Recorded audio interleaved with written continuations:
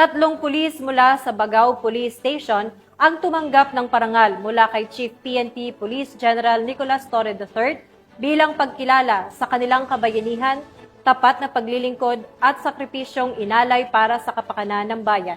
Nakibalita dyan si Patrolman Eduardo Balawag.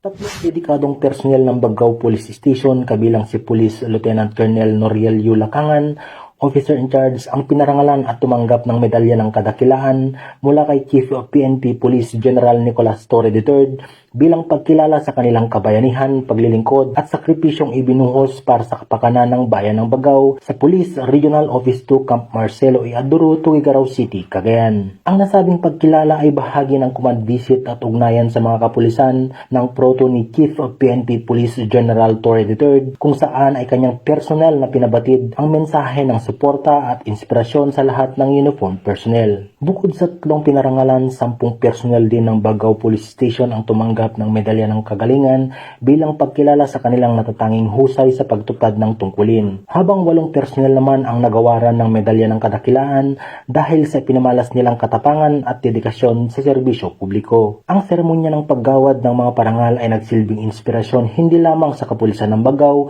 kundi maging sa buong komunidad. Patunay ito na sa kabila ng mga hamon na nanatiling matatag at handang magsakripisyo ang mga tagapangalaga ng batas upang masiguro ang kaligtasan ng bawat mamamayan. Ipinamalas din dito ang kahalagahan ng pagkilala sa mga alagad ng batas na patuloy na nagtatrabaho ng maintegridad at malasakit sa bayan. Napakahalaga ng parangal na ito dahil hindi lamang ito simpleng medalya o sertipiko.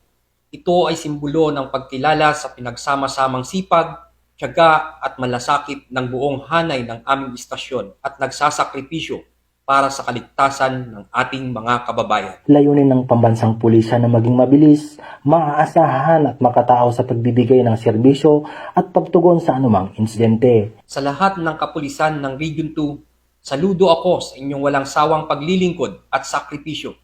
Naway patuloy nating pagkaisahan ang ating misyon para sa katahimikan at kaligtasan ng ating nasasakupan. Ang pagkilalang ito ay para sa ating lahat. Dahil sa bagong Pilipinas, ang gusto ng pulis, ligtas ka! Mula dito sa Lambak ng Cagayan, ako ang inyong Police News Network Correspondent, Patrolman Balawag, alagad ng batas, tagataguyod ng Balitang Pulis.